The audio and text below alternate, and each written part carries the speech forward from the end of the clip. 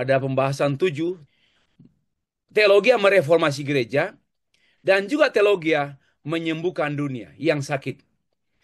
Kan sebenarnya kan teologi itu menyembuhkan gereja. Sama juga teologi itu mereformasi. Mereformasi itu menyembuhkan gereja. Sama. Memulihkan, mengembalikan, mereformasi, menyembuhkan. Itu sama saja. Sinonim tergantung kita mau jelaskannya. Kan teologi yang mereformasi gereja. Dan teologi juga menyembuhkan gereja yang sakit. Tentu teologi yang sakit, sehat. Itulah pembahasan kita yang saya gabungkan dalam dua topik menjadi satu pembahasan. Baik, Bapak Ibu, saya kembali pada rumusan saya dan istri saya. Pada 2-3 hari yang lalu kami merumuskan secara singkat, kalau kita bicara soal teologi sehat, oke, semua orang boleh bicara teologi sehat. Gereja manapun, pribadi manapun boleh berkata demikian, atau pendeta manapun boleh berkata teologi sehat. Tapi tunggu dulu, untuk itu apa? Apa ukurannya sih? Supaya tidak semua orang berkata teologi sehat, teologi sehat, teologi sesat, teologi sesat, teologi sehat, sehat, sesat, sesat, sesat, sehat. Tunggu dulu. Apa ukurannya? Ukurannya kami rumuskan. Ini pun belum kami nyatakan oke, fix, perlu dikaji. Perlu dikaji termasuk diantaranya perlu ditanya.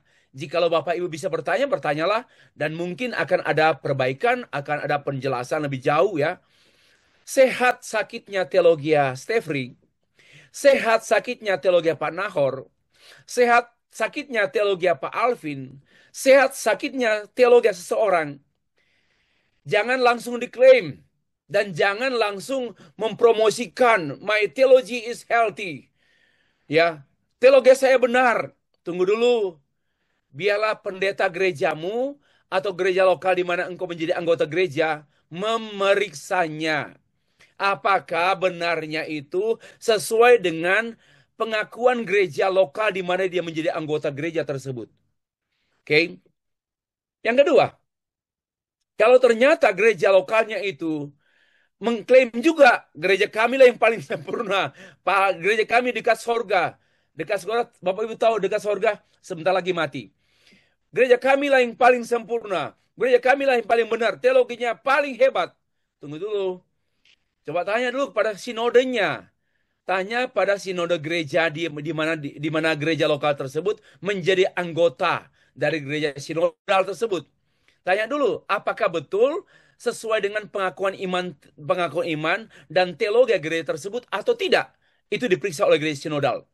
Dan gereja sinodal itu juga diukur sehat sakitnya gereja sinodal itu, ya, apakah dia sehat atau sakit diukur dengan teologi di mana gereja sinode itu terikat, di mana teologi gereja tersebut sinodal itu mengklaim diri kami Lutheran seperti HKBP Lutheran, GPIB Calvinis, GKJW Calvinis atau Reform, GBI Pentakosta, Sidang Jemaat Allah Pentakosta. Oke lah, kita periksa dulu. Apakah itu masih Pentakosta? Apakah itu Wesleyan? Jangan-jangan sudah bukan Wesleyan. Tapi dia adalah Grace Synodal di bawah mengaku Wesleyan. Jangan-jangan sudah bukan Reform. Nah, jadi diperiksa. Tidak bisa diklaim oleh pribadi. Ya, sehat. Nah, selanjutnya. Sehat sakitnya teologi aliran utama. Apakah dia Lutheran, Reform, Wesleyan, Pentakosta, dan lain sebagainya. Itu tunggu dulu, tanya dulu. Apakah itu sesuai dengan teologi gereja Am? Teologi gereja Am itu terikat pada statement of faith, formulasi, theological formulation dari sidang sinode, sidang gereja sedunia pada masa itu, yaitu di Konsili Nicea tahun 325. Lalu menghasilkan satu rumusan teologi tentang gereja, dan itu menjadi pijakan gereja dari abad keempat sampai abad 21 ini. Dan juga memang dalam konsili Nisia tidak juga dirumuskan tentang Roh Kudus, sehingga pada beberapa tahun kemudian diadakan konsili Konstantinopel dan menyempurnakan Nisia Konstantinopel tentang Allah Bapa, Allah Anak, Allah Roh Kudus dan sebagainya dalam kaitannya dengan Trinitas. Kemudian juga pengakuan iman rasuli. Apakah kalau itu pengakuan iman rasuli adalah termasuk dari teologi gereja Am. Itu standarnya. Dan beberapa lagi, kalau mau lihat juga Athanasius, ada beberapa hal dari pengakuan iman Athanasius yang bisa dipertimbangkan. Pada umumnya oke, kecuali penekanannya dan backgroundnya. Masih banyak lagi yang bisa dipertimbangkan. Tapi secara general ada sekitar 4 atau 5 tradisi teologi gereja sehat yang menjadi tradisi teologi gereja Am yang menjadi acuan. Nah, klimaksnya sehat sakitnya teologi gereja Am, sehat sakitnya teologi aliran utama, sehat sakitnya teologi gereja sinodal, sampai pada teologi pribadi seorang. Tunggu dulu, ukur dengan Alkitab. Apakah according to the Bible atau against the Bible atau seperti apa? Nah, itulah uh, yang kami tawarkan kepada, bukan hal yang baru tentu, kami hanya menyusunnya saja. Sekali lagi, hal ini bukan hal yang baru, kami hanya menyusunnya. Dan jangan langsung memeriksa teologi seorang pada Alkitab. Sekali lagi, jangan langsung memeriksa teologi seorang pada Alkitab. Nanti perang ayat. You punya ayat, aku punya ayat. Akhirnya perang ayat. Tunggu dulu. Karena toh juga gereja lokal, gereja sinodal, gereja arus utama, gereja Am, punya semuanya pun according to the Bible. So, jangan perang ayat. Maka kami mengusulkan ukuran teologi sehat mempertimbangkan antara lima lima pertimbangan untuk bisa mengakui, mengklaim gereja sehat atau gereja tidak sehat. Karena itu ada implikasinya begini. Seseorang tidak berhak menuduh sesat sehat teologi seseorang. Lu siapa? Demikian pula sinode gereja A, sinode gereja A di Indonesia tidak punya kepantasan kelayakan menuduh sinode gereja lain. Ukur dong dengan teologi aliran, ukur dong, tahu diri dong. Masa Pantekosta mau hakimi Reform? Masa Reform mau hakimi Pentakosta? Masa Lutheran mau hakimi Pentakosta? Kan bagi saya nggak wajar gitu loh dalam berpikir. Karena alat ukurnya alat ukur sendiri. Misalnya alat ukur GBI untuk mengukur gereja sidang jemaat Allah. Nggak bisa dong. Sidang jemaat Allah nggak bisa mengambil alat ukur pribadinya, alat ukur sinodenya untuk mengukur Lutheran. Itu namanya tidak pantas. Maka kami menawarkan alat-alat eh, ukur teologi sehat. Saya juga tidak menggunakan sesat, walaupun itu kata Alkitab, tetapi lebih bagus teologi sakit, teologi sesat. Karena sakitnya berapa persen? Kalau sakitnya sudah 90%, sudah dying, wow, ini perlu anugerah. Kalau sakitnya masih 30%, 40%, masih banyak, mudah ditolong lah seperti itu ya. Ini kira-kira percakapan berkenaan dengan ukuran teologi sehat. Nah, sekarang saya mengajak Bapak Ibu membaca satu bagian Alkitab tertentu dalam kitab 3 Yohanes 2 ayat 2 sampai 6. Karena hanya satu pasal. Dan saya sengaja merenungkan baik-baik teks ini untuk kita semua simak. Bapak Ibu, demikian. Saudaraku yang kekasih, aku berdoa semoga engkau baik-baik dan sehat-sehat saja. Dalam bahasa Yunaninya, hygienein. Itu dari kata itulah nama higienis. Jadi kesehatan itu higienis. Dari bahasa Yunani, higienis.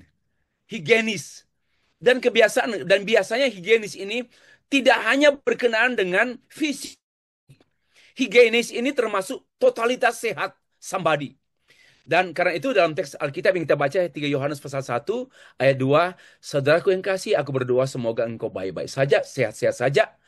Ya, dalam segala sesuatu. Wow, dalam segala sesuatu, bukan hanya lahir batin, bukan hanya sehat lahir batin, Tapi dalam segala sesuatu, termasuk sehat hubungan dengan suami, sehat hubungan dengan istri, termasuk sehat hubungan dengan anjing.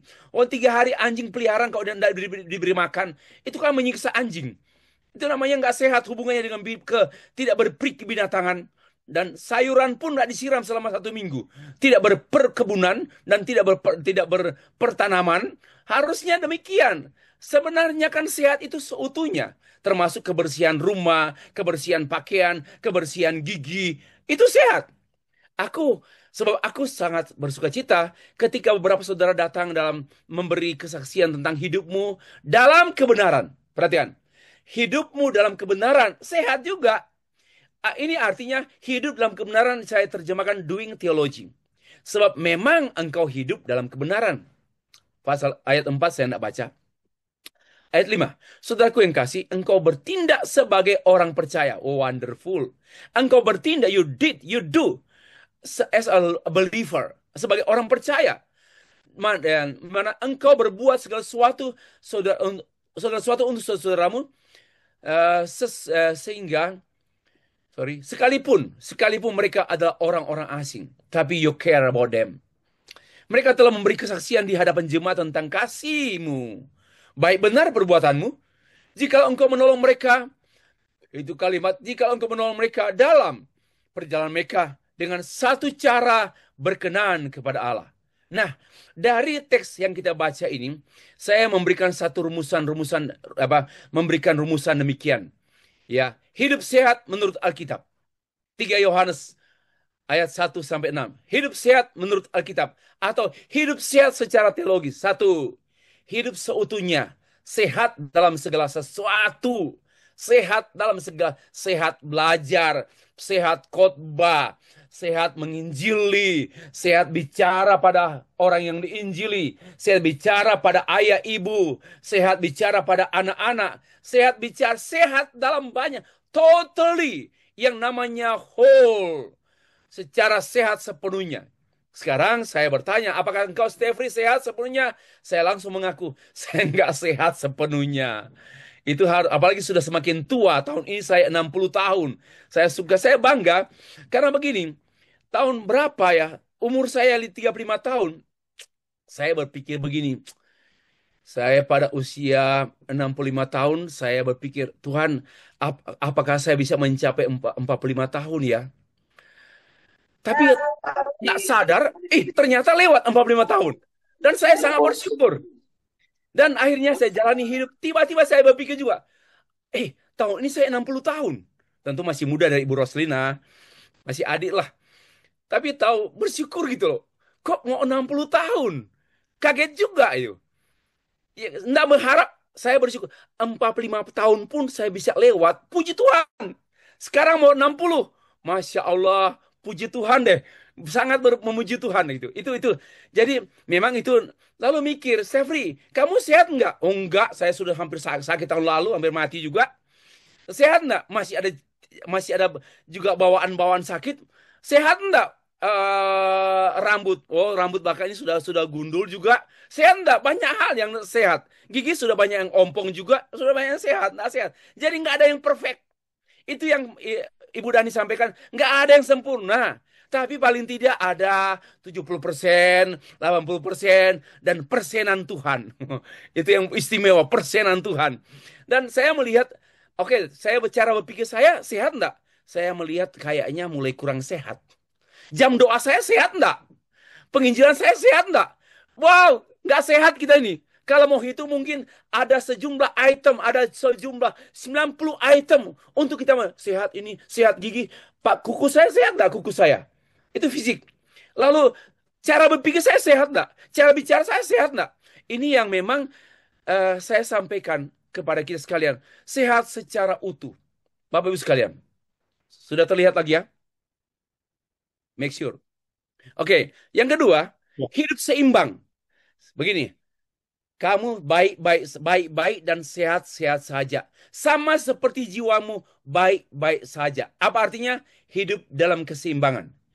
Keseimbangan sehat fisikal dan sehat soul, sehat inner, sehat jiwamu. Artinya ada keseimbangan antara yang terlihat dalam diri kita dan yang tak terlihat dalam diri kita. Ada keseimbangan, kepedulian kita pun padanya. Yang kedua, yang ketiga, hidup sebenarnya. Hidup sehat itu hidup sebenarnya. Apa? Hidupmu dalam kebenaran. Itu according to the third John, Yohanes 3 ayat keempat, ayat ketiga dan 5.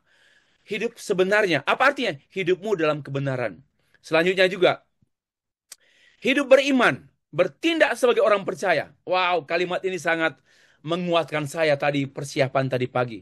Hidup beriman, bertindak sebagai orang percaya. Saya sometimes berpikir juga, kenapa saya sih mendoakan itu terus? Itu terus saya doakan, kayak kamu khawatir saja, Stefri. Saya menegur diri saya sendiri. Kamu mendoakan pokok doanya itu terus, kayak kamu khawatir saja. Hidup beriman, hidup sebagai orang percaya, bukan sebagai orang tak percaya. Ini menarik sekali. Hidup sebagai berbagi kebaikan kepada saudara-saudara. Itu dalam ayat yang kelima. 3 Yohanes ayat 5. Tidak pakai pasal. 3 Yohanes ayat 5. Ya, hidup berbagi kebaikan kepada itu sehat. Jadi orang yang tidak berbagi nggak sehat. Orang yang suka berbagi, orang sehat. Orang pelit, orang penyakitan. Orang yang kikir, orang penyakitan. Orang yang suka berbagi, orang sehat. Tetapi berbagi apa? Tulus ikhlas dong. Sekalipun orang-orang asing, tapi berbagi. Saya tidak kenal dia loh. Saya tidak kenal mereka. Tapi saya mau tolong. Itu namanya berbagi dengan tulus ikhlas. Ikhlas. Sekalipun mereka ada stranger, orang asing. Dan yang berikut juga, hidup dalam kasih. Kesaksian tentang kasihmu. Hidup dalam kasih. Inilah hidup sehat dan juga diakhiri. Kalau kau membantu orang, mau tolong orang, jangan bantu dengan cara-cara nggak adil, dengan cara-cara nggak jujur. Seperti pertanyaan salah satu dosen tadi malam.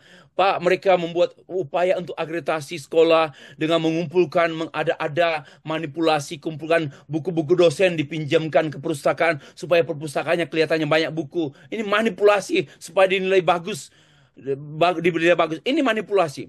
Hiduplah berkenan kepada Allah dalam membantu orang. Nah, inilah yang namanya gambaran hidup sehat menurut Alkitab secara khusus berdasarkan 3 Yohanes ayat yang ke-2, 3, 5, 7, 5, 6. Demikianlah uh, gambaran singkat tentang hidup sehat. Tetapi seperti yang pada hari pertama yang saya sampaikan, sebenarnya itu kan Allah itu Allah gereja dunia. Dan gereja itu harus sehat. Karena gereja itu harus menyehatkan dunia. Allah memakai gereja untuk menyehatkan dunia. Tapi Allahu a'lam, hilangnya Injil dalam gereja, justru bagaimana mungkin gereja bisa menyehatkan dunia? Gereja tidak punya kekuatan lagi untuk menyehatkan dunia. Kenapa? Kekuatan gereja hilang.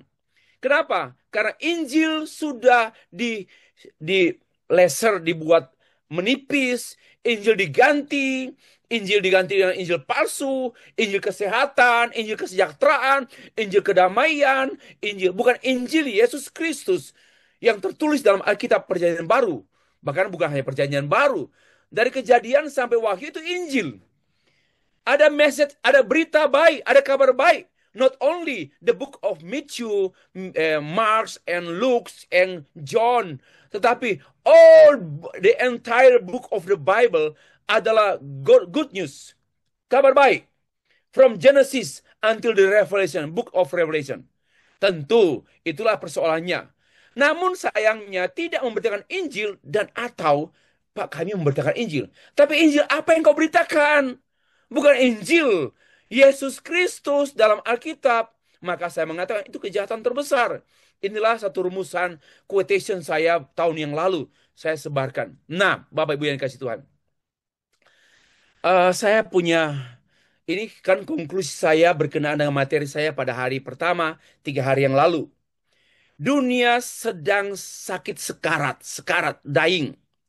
Manusia juga sedang dalam kebinasaan menuju on its way to destruction. Dunia sedang sakit sekarat, dying. Dan manusia sedang menuju pada kebinasaan. Padahal sebenarnya dunia bergantung pada gereja. Ini kalimat hati-hati Bapak Ibu. Dunia sebenarnya ini menggantungkan harapannya kepada gereja. Seluruh dunia menggantungkan harapannya pada gereja.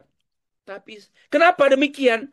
Ayat bagian berikut. The church was sent by God, the creator of the world, into a world that is suffering from a chronic disease that is incurable, certain to die and perish unless sesungguhnya gereja itu diutus oleh Allah ke dalam dunia. Untuk apa? Untuk menerangi dunia melalui terang Kristus. Tuhan Yesus berkata, akulah terang dunia. Dan Tuhan Yesus pun berkata, kamu adalah terang dunia. Tapi kalau you punya terang gak ada lagi. Karena Injil you don't have anymore. So that's why kamu bagaimana mungkin menolong, mau terangi. Dunia bergantung pada gereja. Hai gereja, hai pemimpin gereja, hai para teolog, ingatlah. Sesungguhnya dunia di segala bidang kehidupan membutuhkan pertolongan pada gereja. Tapi persoalannya gereja sudah tidak mampu menolong. Kenapa tidak mampu menolong? Karena gereja tidak punya kekuatan apa-apa lagi. Kenapa? Injil. Nggak semua tentu ya. Tapi banyak gereja. Apalagi Eropa. Hampir susah. Ibu Roslina yang tahu. Dan Pak Suryanto Tasman yang tahu tentang Belanda. Tentang Perancis. Tentang Swiss. Ya masih ada orang bagus. So. Masih ada yang saya sebut remnant. Masih ada few. Only few. Not many. Only few yang orang yang memelihara Injil setia dengan Tuhan masih ada. Tidak semua. Tapi in general, secara menyeluruh banyak kota, banyak negara di Eropa no more gospel. Bahkan rumah-rumah ibadah diganti dengan rumah ibadah agama lain. Kan seperti itu. Apalagi di Inggris, ratusan rumah ibadah diganti dengan rumah ibadah lain, agama lain. Nah, sebenarnya gereja lah yang harus menolong dunia. Tapi masalahnya gereja itu em, tidak ada kekuatan, ya tidak ada kekuatan. Lalu apa obat? Apa obat yang bisa menyembuhkan dunia yang sedang menuju pada kematian, kebinasaan, termasuk gereja juga? Apa obatnya? Only one. The medicine, only medicine, the gospel of Jesus Christ. Ini penegasan materi saya pertama. Bapak Ibu yang kasih Tuhan. Ini saya sudah dalam bahasa Indonesia saya terjemahkan seperti ini. Hanya satu-satunya obat yang menyembuhkan dunia ini yang sedang sekarat dan yang mereformasi gereja. Only one way, one life, one truth, yaitu Jesus Christ. Jesus is the Christ. Bapak Ibu yang dikasih Tuhan, sejarah yang ditulis oleh Alkitab, ya, sejarah yang ditulis oleh Alkitab, dalam Alkitab lah, sorry. Sejarah yang ditulis dalam Alkitab, sejarahnya Allah, yaitu apa? Allah membangkitkan orang-orang biasa, orang-orang sederhana, dan dijadikannya main figures. Main figures artinya tokoh utama, pemeran utama dalam sejarah dunia. Dan di antaranya ada Nuh, ada Abraham, ada Joseph, ada Daud, ada Daniel, ada Paulus, ada Luther, ada Calvin, ada saudara, ada Pak Sugiarto, ada Pak Moyo, ada Pak Yustianus, ada Ibu Angelina, ada Bapak Ibu sekalian. Nah, mereka lah orang-orang yang diangkat Tuhan dan dijadikan main figure untuk mereformasi gereja, umat Allah sejak dalam perjanjian lama sampai masa gereja sekarang. Dan sekaligus menyembuhkan dunia yang sakit kronis dan sakitnya mematikan. Tak ada obat. Tak ada obat. Mematikan karena dosa. Bukan soal kanker. Bukan soal jantung. Ini mematikan menyangkut kematian kekal. Dan I want to emphasize that the heart of theology, jantung teologi adalah Injil Yesus Kristus. Dan jantung gereja adalah teologi. Ini harapan lah. Masih punya harapan. Jika ada di antara kita yang betul-betul mencintai firman Allah, berteologialah. Karena firman Allah tidak mungkin dibaca secara sosiologi. Firman Allah, Alkitab yang adalah firman Allah tidak mungkin dibaca secara psikologi. Hanya mungkin secara teologis. Teologialah yang dapat membaca Alkitab. Terus terang, saya mengatakan karena itu tadi malam, bagaimana mungkin orang mau melayani Tuhan, mau jadi hamba Tuhan, mau jadi pengkhotbah, pengajar, nggak belajar teologi. Apa hanya ada penipuan dan kebohongan, dan orang seperti itu sangat banyak dipakai oleh setan untuk merusak gereja. Dan sombong juga. Kenapa sombong? Nggak kuliah kok melayani. Apa bagaimana mungkin orang sombong kok mau melayani? Kalau mau kalau mau melayani, rendahkan dirimu. Caranya gimana Pak Stefri? Sekolah. Bagaimana cara merendahkan diri untuk melayani Tuhan? Sekolah, belajar, penuh penderitaan, pikul salib dalam studi.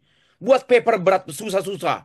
Jangan hanya sekedar kuliah 2 bulan STH, kuliah 2 tahun sudah doktor. Itu anak cucunya iblis. Itu saya mengatakan pendeta-pendeta yang manipulasi doktor, master di Indonesia paling banyak Ibu Ros di Indonesia. Ibu Ros sudah jarang pulang ke Indonesia, terlalu asik dengan Prancis dan Swiss. Ya, tapi di Indonesia terlalu banyak setan. Setannya bergelar doktor lagi, khotbah lagi. Coba lihat, saya tahu semua karena saya punya data semua, Bu. Dosen-dosen di Indonesia ada 6.000, ada 6 dosen perguruan tinggi di Indonesia ada sekitar 6.000 berapa saya yang lalu saya ingat 11 kah? Jadi sangat menyedihkan. Ada yang simsalabim ala ketabrak hom pimpa. Ya, itulah kondisi kondisi lebih banyak setan di Indonesia. Setan di Indonesia ini rohani banget, Pak. Kalau setan di Prancis kan liberal, apa sekuler, setannya tidak mau masuk gereja. Tapi setan di Indonesia suka ke gereja, ya, naik mimbar lagi. Sekarang kita kan kembali membahas tentang main figure seperti Nuh, Abraham, Yusuf, Daniel, Paulus, Luther, Calvin, dan sebagainya. Kita mulai dari satu tokoh, Nuh. Orang biasa dijadikan main figure oleh Tuhan. Karena kan temanya kan begini. Teologia mereformasi gereja, menyembuhkan dunia yang sakit. Itu tema utama kita, gabungan dari 2 topik tema yang hendaknya saya bahas pada sore dan malam nanti ini. Tapi saya gabung. Dan itu nampak pada penjelasan saya. Di antaranya Nuh. Nuh adalah orang biasa, sederhana, tapi dijadikan tokoh sentral, main figur, tokoh yang bersejarah, luar biasa. Bukan dianya yang luar biasa, Tuhan meluar biasakan gitu loh. Luar biasa.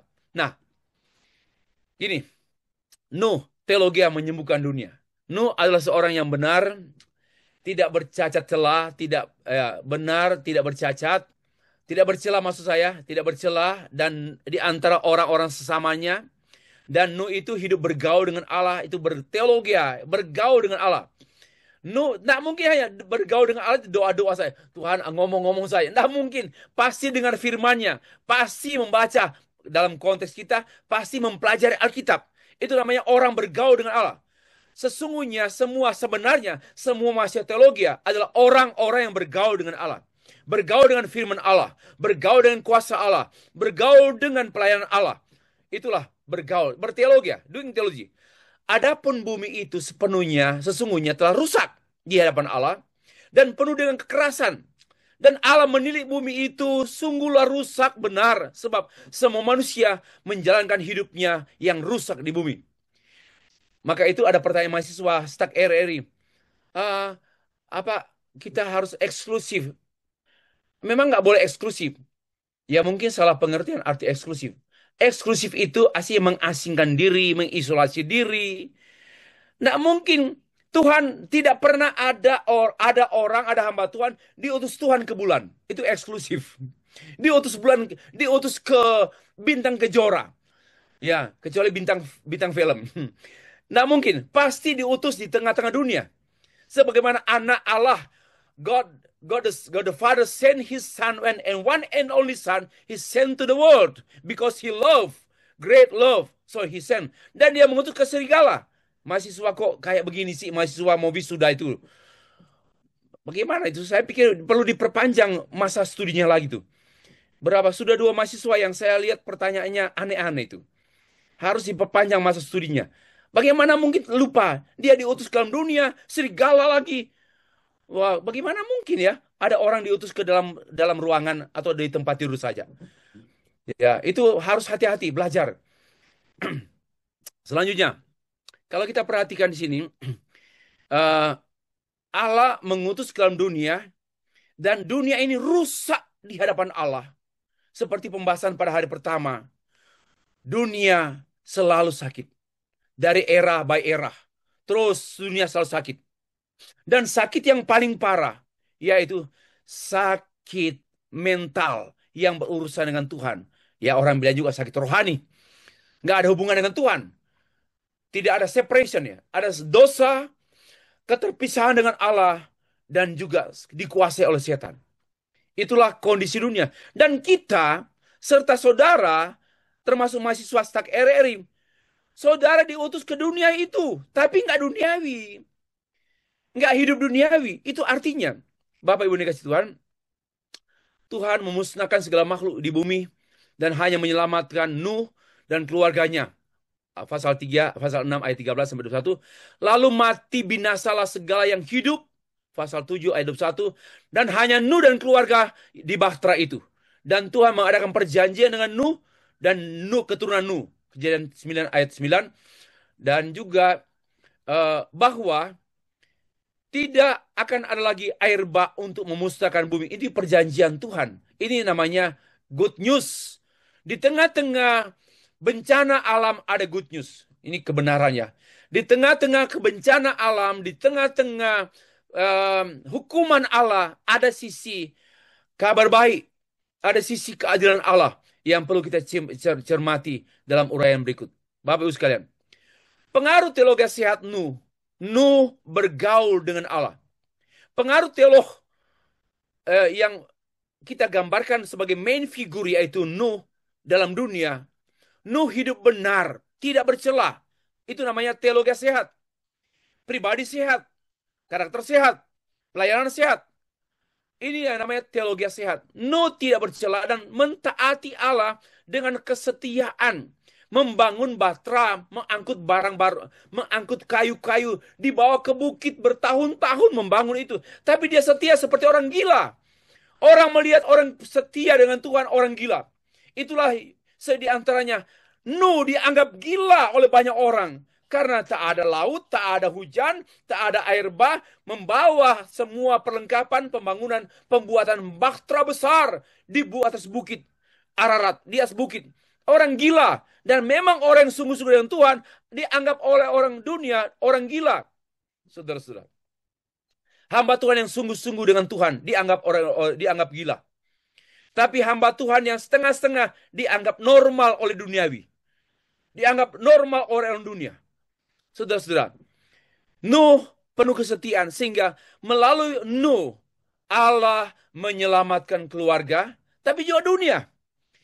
Melalui keluarganya muncul lagi generasi kehidupan manusia yang baru dari keluarga keturunan Nuh. Bapak Ibu yang dikasih Tuhan. Jadi pengaruh main figur Nuh sebagai tokoh sentral dalam sejarah dunia keselamatan. Mari Bapak Ibu. Bukan untuk kesombongan. Tapi berikan dirimu. Kalau Tuhan panggil, pakai, lengkapi, dan pakai menjadi main figur untuk penyelamatan manusia di dunia ini. Saya pikir saya sudah terlalu lama menghabiskan waktu di mengajar teologi. Saya berdoa bagi Tuhan, tolong saya. Saya rindu sekali untuk menginjili orang-orang yang belum selamat. Saya sudah ada komitmen lagi. Tuhan, saya tidak mau habiskan banyak waktu hanya untuk organisasi-organisasi. Sudahlah waktunya. Next generation lah yang urus. Saya mau berada di garis depan. Saya mau berada di garis depan. Berapa tahun lagi saya hidup? Apa 10 tahun? Lalu saya isi dengan apa? Hanya ilmuwan-ilmuwan saja? Wah, saya pikir saya gagal hidup. Saya sedang berpikir, Tuhan, tempatkan saya di perang. Kalau perang, jangan jadi jenderal, Bapak Ibu. Kalau perang, jadi prajurit kopral. Dan saya mau jadi kopral. Saya mau maju di medan peperangan, yaitu penginjilan. Penginjilan sedunia. Itulah passion saya, Bapak. Bukan basa-basi yang menggelisahkan saya setiap saat saya berada di atas di apartemen, lihat banyak rumah di bawah. Kemudian Tuhan, saya tidak puas dengan diri saya menjadi dosen saja, menjadi penceramah. Hanya apa? Saya mau berada di garis depan pemberitaan Injil, penjangkauan jiwa-jiwa. That's my passion. yaitu menjadi main figure di tengah-tengah dunia ini. Just as Noah.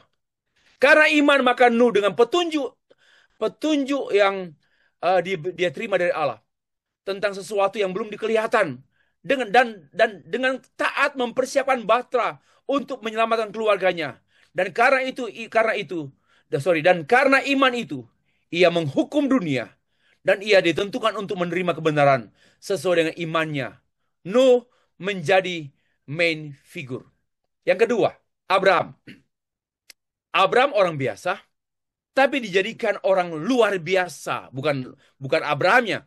Tuhan menjadikan hal yang biasa menjadi luar biasa di tangan Tuhan untuk pekerjaan Tuhan yang luar biasa. Main figure. Bapak Ibu, teologi menyembuhkan dari Abraham. Berfirmanlah Tuhan kepada Abraham, pergilah dari negerimu dan dari sanak saudaramu dan dari rumah bapakmu ke negeri yang akan kutunjukkan kepadamu. Aku akan membuat engkau menjadi bangsa yang besar. Wonderful. Listen. Listen. Aku akan membuat engkau menjadi bangsa yang besar. Siapa yang nggak mau? Siapa semua orang di sini pasti mau jadi besar. Jadi keturunan besar, pengaruhnya besar. Namun, dan memberkati engkau serta membuat namamu masyhur. Wow. Dan engkau akan menjadi berkat.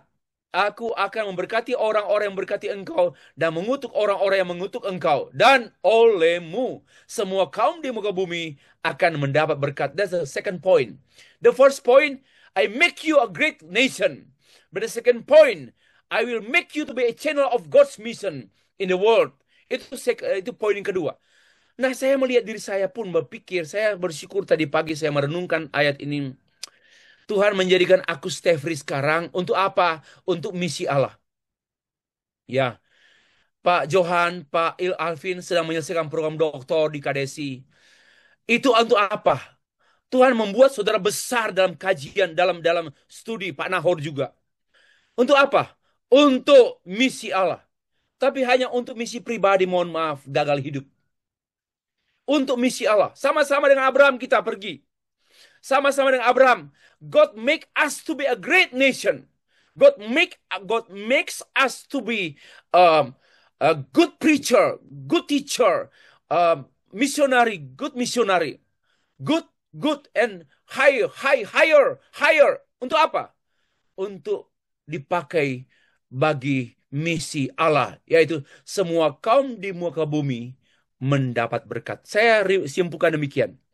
Jadi dijadikan pemeran utama dalam dunia, main figure, menjadi bangsa yang besar. Untuk apa? Penginjilan sedunia.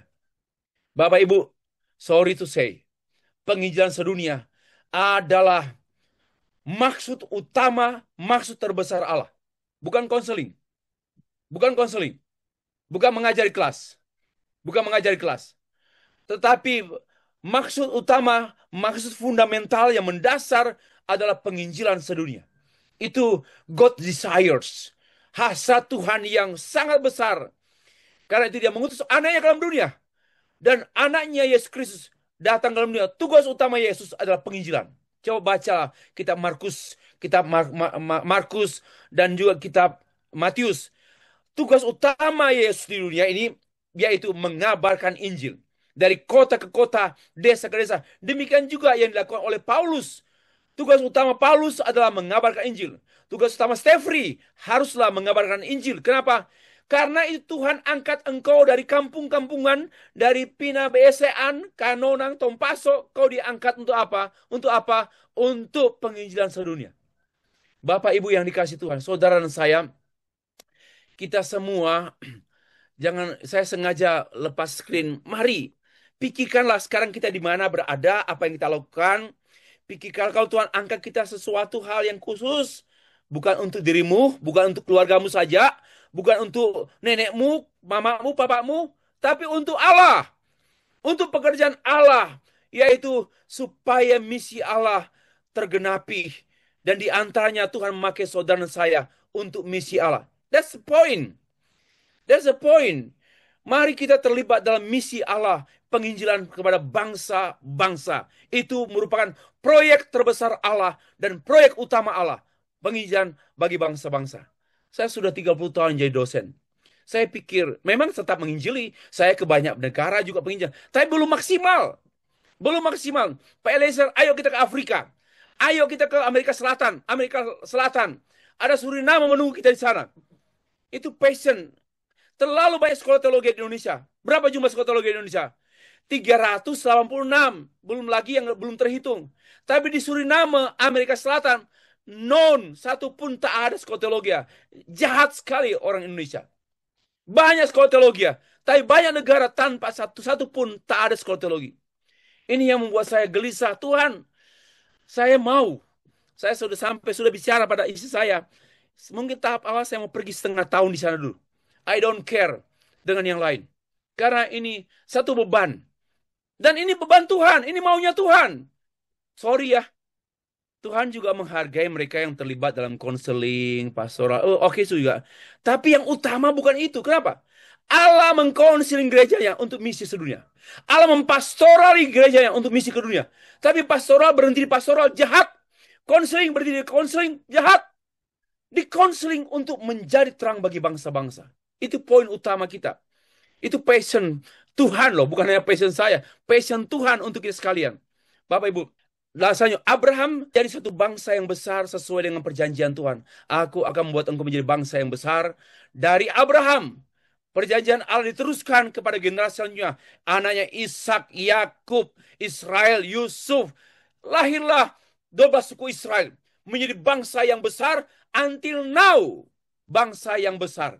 Sekalipun wilayahnya kecil. Sekalipun wilayahnya kecil, tapi bangsa yang besar. Ya, sekalipun wilayahnya sangat kecil di dunia, tapi powernya sangat besar, ditakuti oleh bangsa-bangsa, termasuk Amerika. Ditakuti oleh bangsa-bangsa, termasuk Amerika. Kenapa? Karena Israel bukan soal bangsa. What is the behind of Israel? Huh? Look at what is the behind of Israel? You have seen, you have mata punya melihat itu, kecuali tidak baca Alkitab. Bapak Ibu yang dikasihi dan mengasihi Tuhan. Dan yang ketiga, Yusuf seorang biasa. Dan memang dia agak spesial. Sebenarnya biasa saja, kan? Anak-anak Yusuf, anak-anak Yakub kan Ruben, Simon, Lewi, Yehuda, dan dia pun anak terakhir yang bungsu laki-laki kan. Setelah itu Dina. Biasa. Tapi memang dia agak sombong. Yusuf ini agak sombong. Maka itu ada dihajar Tuhan. Kenapa? Dia sudah tahu dia suka menjelekkan, dia suka menceritakan kakaknya lagi jahat-jahat loh kakak dia bilang ke bapaknya itu dalam pasal berapa ya? Dia beritahu kepada bapaknya bahwa kakak-kakaknya itu jahat. Kemudian dia juga diberikan ya ini juga salah orang tua terlalu emaskan si Yusuf, si Ucup. Lalu bagaimana mungkin dia pakai pakaian mewah pergi mengunjungi kakak-kakaknya sedang mengembalakan. Akhirnya kesombongannya itu membuat dia masuk dalam lubang sumur. Dengar baik-baik. Tapi pekerjaan Tuhan tidak terbendung oleh kesombongannya. Ini juga kebenaran yang perlu didengar ya baik-baik ya. Bapak Ibu. Kekurangan kita, Stefri pun, kalau nggak kekurangan Bapak Ibu, itu tak bisa mencegah pekerjaan Tuhan yang sudah Tuhan tetapkan untuk kita sekalian. Tetapi Tuhan pasti kikis sombong. Seperti sakit lah. Masuk penjara. Si Yusuf masuk penjara. Masuk dibuang ke sumur. Kenapa? Memang sombong. Tapi rencana Tuhan untuk Yusuf dipakai menjadi main figure of Egypt and also Israel nation and also all the world. Itu tak bisa dicegah. Selemah-lemahnya saudara. Sekurang-kurangnya saudara. Seterbatas-batasnya saudara. Itu semua tak bisa membatalkan God's planning in and through your life. And in and through your ministry. Ini message, ini adalah kabar baik. Bapak Ibu yang dikasih dan mengasihi Tuhan. Yusuf, kembali.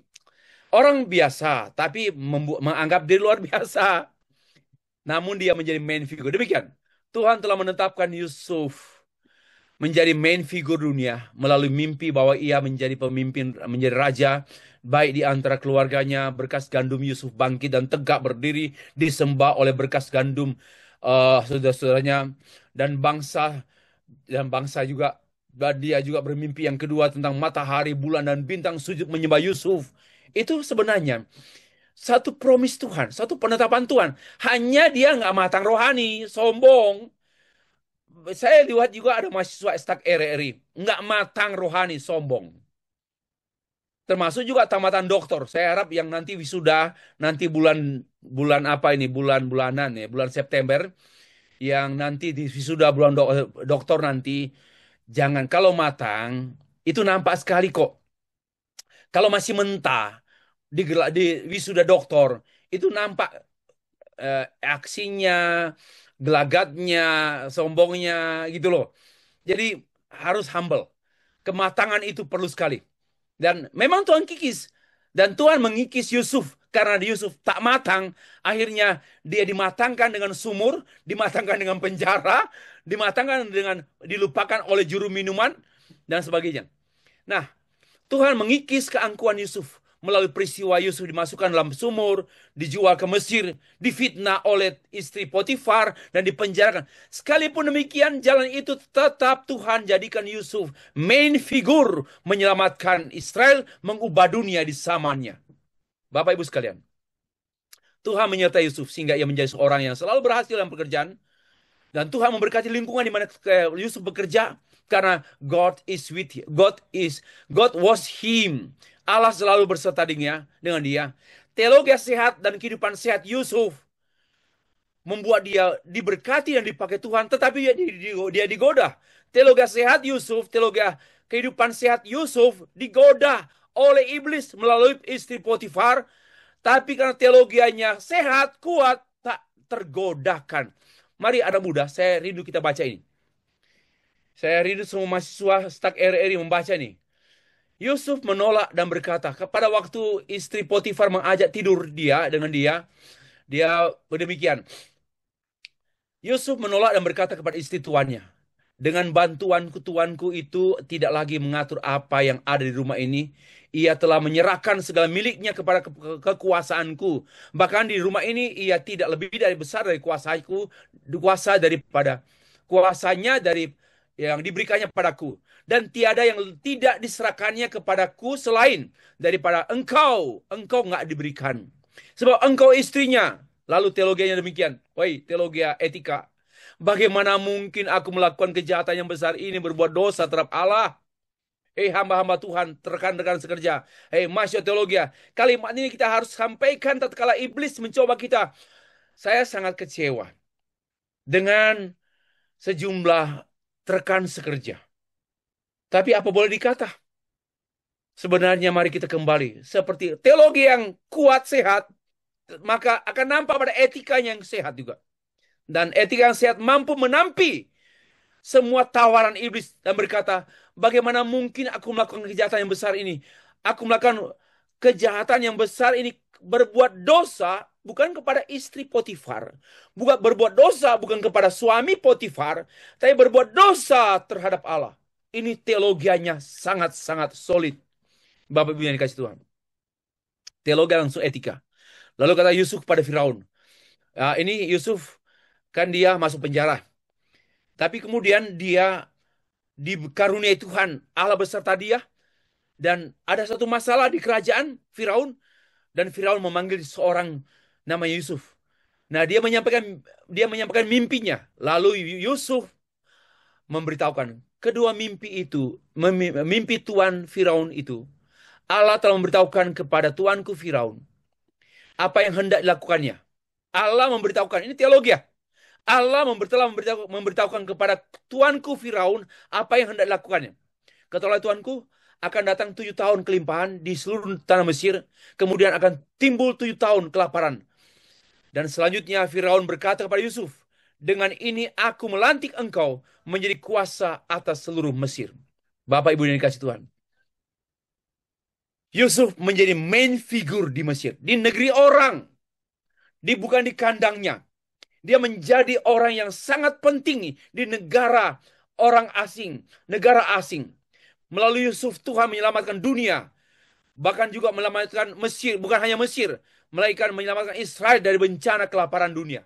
Saudara Yusuf dari Israel pun datang ke Mesir mencari makanan. Sehingga diselamatkan. Kemudian Yusuf memperkenalkan dirinya kepada saudara-saudaranya. Akulah Yusuf.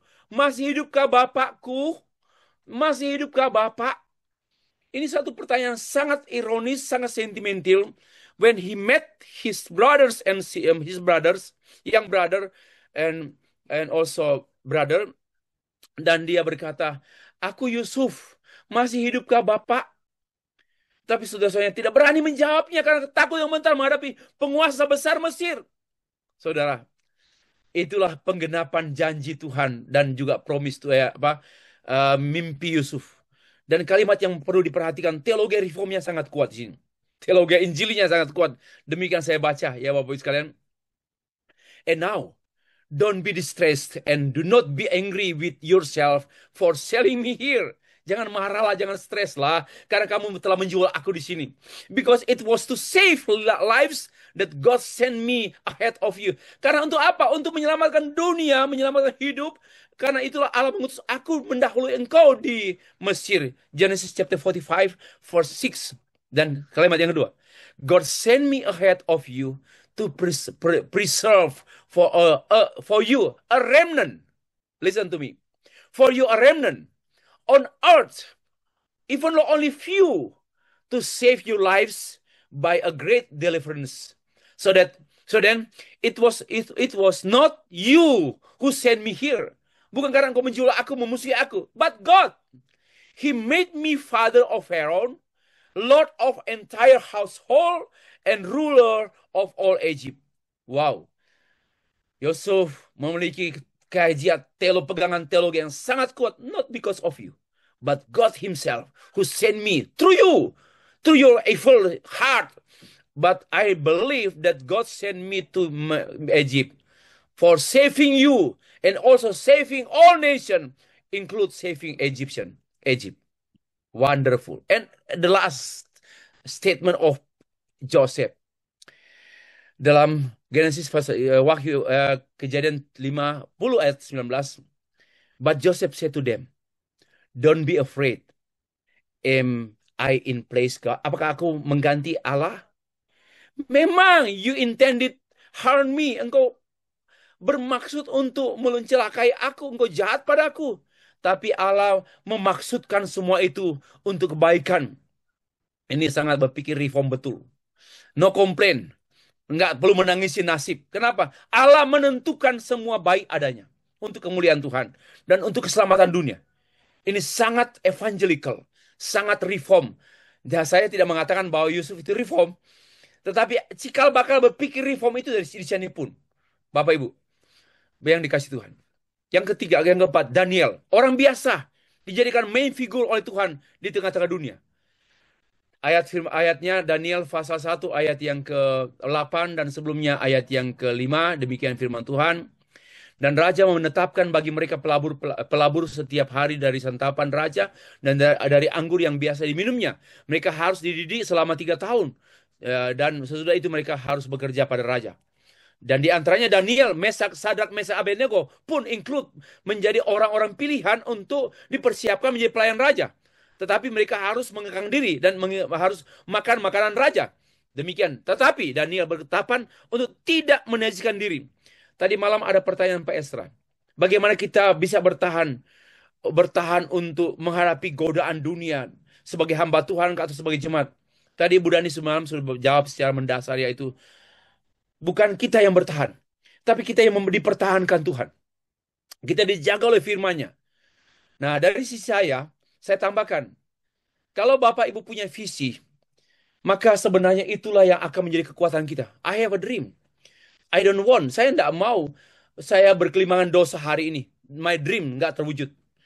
My dream nggak boleh. Saya punya rindu. Saya punya kerinduan untuk studi S3 lagi di Belanda. Saya punya kerinduan untuk studi lagi S3 di Amerika. Masa saya mau berdosa pada hari ini? No.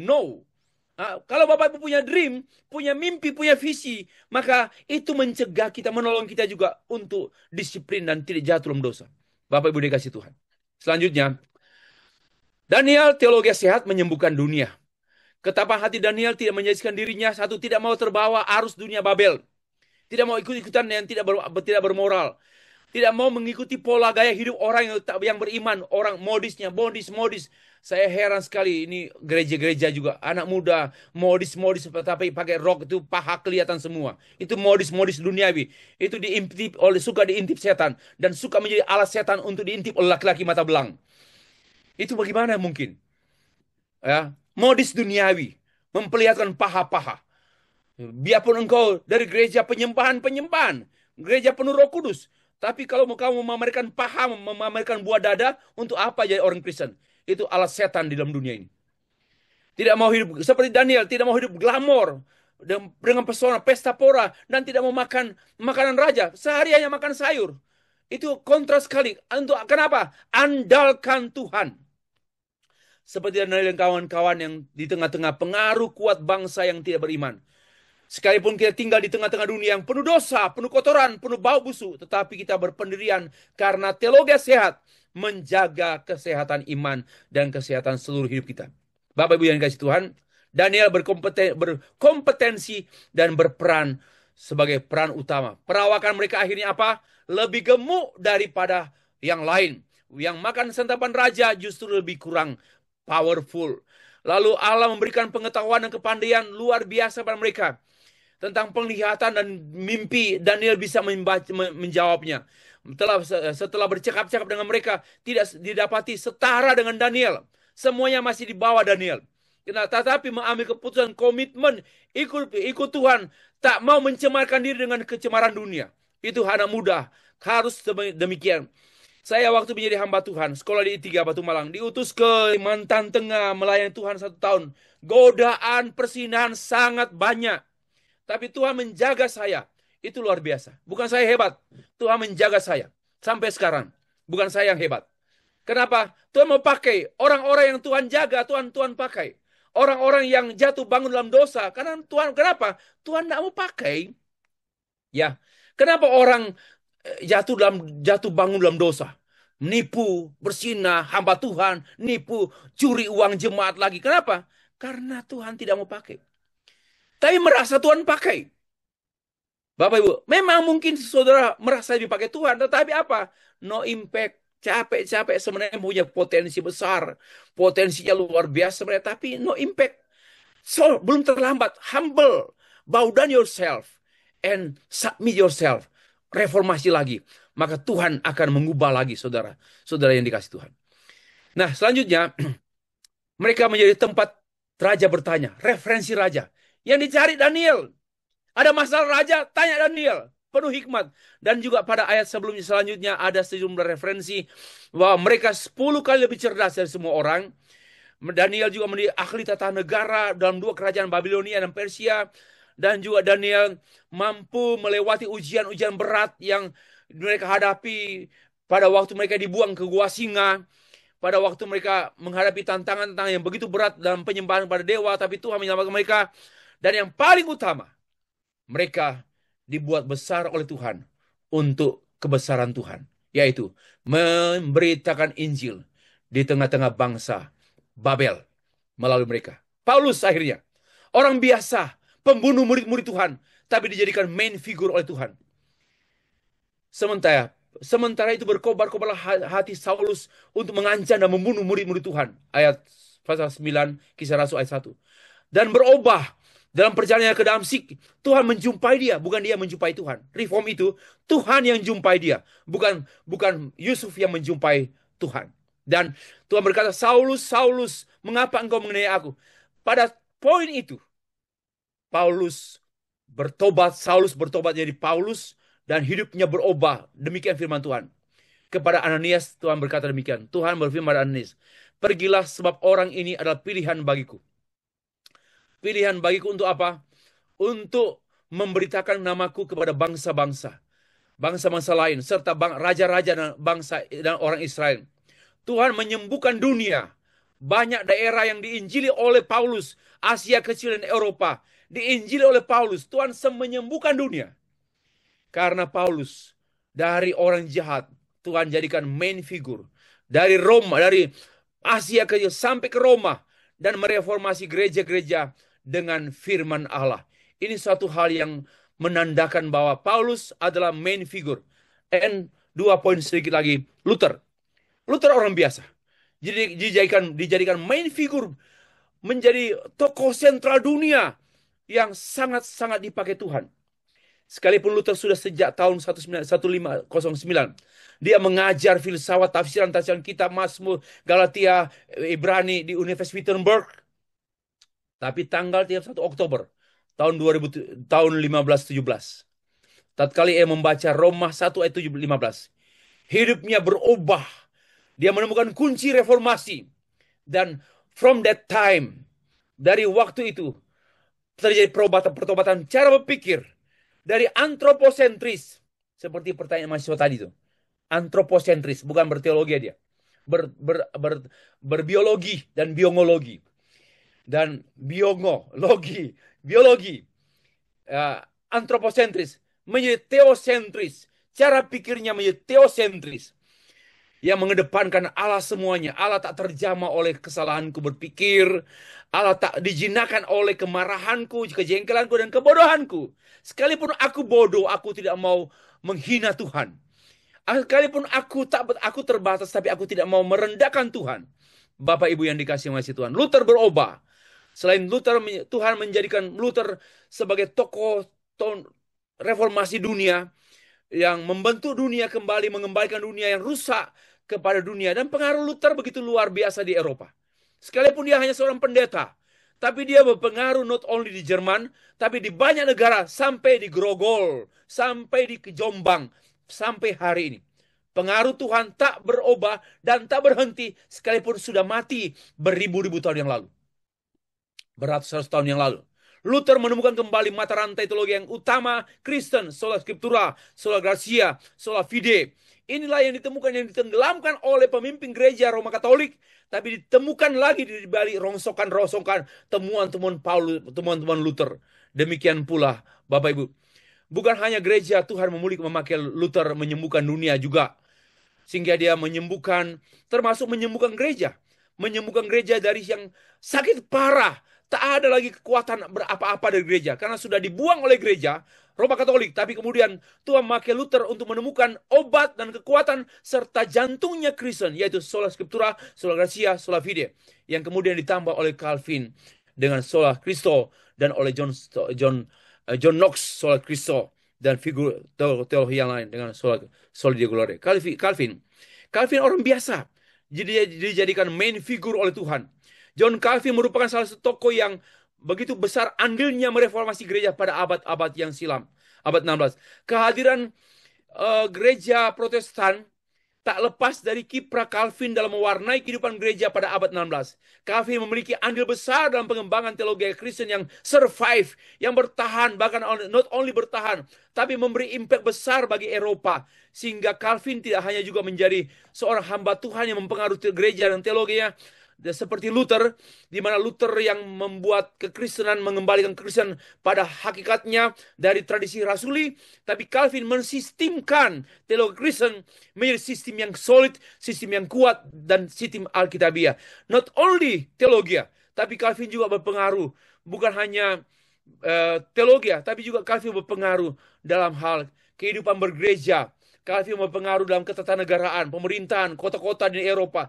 Pengaruh pikiran Calvin, teologi Calvin dalam menata banyak negara di Eropa. Calvin punya andil karena penerapan teologi Calvin yang sangat-sangat mendunia dan membumi. Itulah Calvin. John Calvin bukan hanya teolog dan manusia gereja, tapi juga sangat berpengaruh di zamannya dan sebagai penggerak misi sedunia.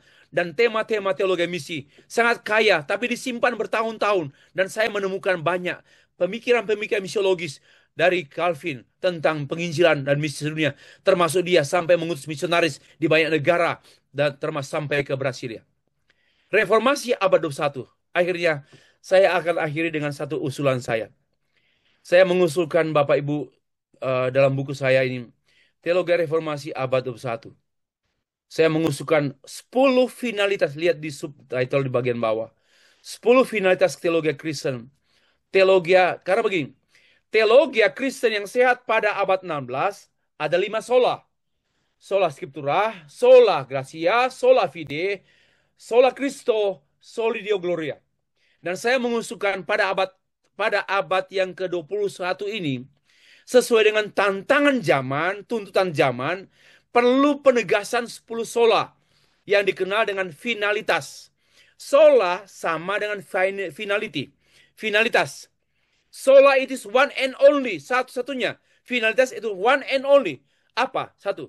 Finalitas penyataan Allah. Tidak ada penyataan yang Allah yang lain. Hanya satu. Yaitu penyataan Allah dalam Alkitab tentang penciptaan dan penyataan Allah secara tertulis, yaitu firman Allah. Karena itu, finalitas Alkitab perlu ditegaskan, dan finalitas Allah yang berpribadi dan berdaulat satu saja. Finalitas manusia, bukan pencipta, tapi ciptaan segambar dengan Allah.